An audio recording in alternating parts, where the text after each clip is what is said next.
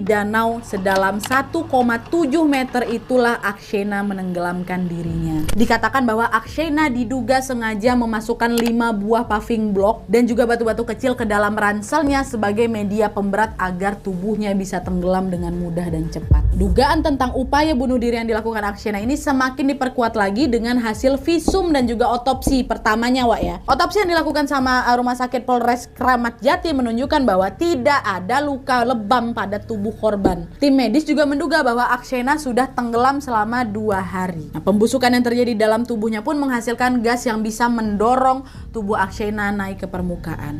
Dan selain itu juga mereka juga menemukan adanya kotoran dan juga air mani keluar dari tubuhnya Akshena. Dan FYI, keluarnya kotoran dan juga air mani ini merupakan reaksi, Wak ya, reaksi yang memang terjadi, sering terjadi ketika seseorang mengakhiri hidupnya. Dan berdasarkan alasan-alasan tadi ditambah lagi dengan surat perpisahan atau surat wasiat yang ditemukan di kamarnya Akshena, polisi pun menyimpulkan bahwa kematian Akshena disebabkan karena bunuh diri.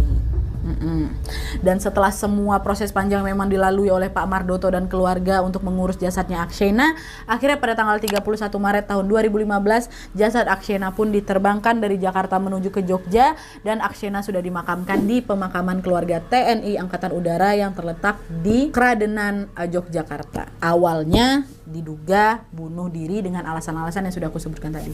Tapi apakah begitu? Ditemukan kejanggalan-kejanggalan masuk.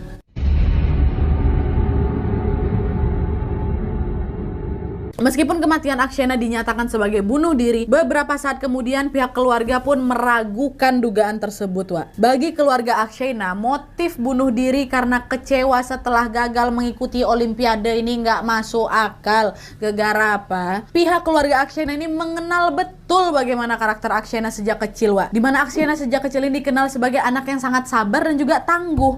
Kata Pak Mardoto nih, Wak ya, kegagalan dalam Olimpiade kemarin itu bukanlah kegagalan pertama anak saya. Pak Mardoto bilang kalau pada saat SMA pun Akshena ini pernah kecewa setelah dia gagal loh masuk ke SMA 3 Yogyakarta. Barulah setelah itu dia masuk ke SMA pilihan keduanya kan, yaitu di SMA 8 Yogyakarta. Tapi meskipun sempat kecewa, Akshena membuktikan tuh bahwa dia tetap bisa berprestasi di SMA-nya itu. Sederhananya, Wak, Akshena ini bukan orang yang gampang menyerah dengan keadaan gitu loh. Jadi rasanya janggal kali nih kalau dia sampai memutuskan mengakhiri hidupnya hanya karena gagal Olimpiade. Kecurigaan pihak kepolisian pun semakin diperkuat dengan adanya kejanggalan-kejanggalan yang lain, Wak. Kejanggalan-kejanggalan itu terlihat dari kondisi jasad korban, keanehan-keanehan yang ditemukan dalam surat wasiatnya, dan juga gelagat teman-temannya Akshena yang sangat-sangat mencurigakan.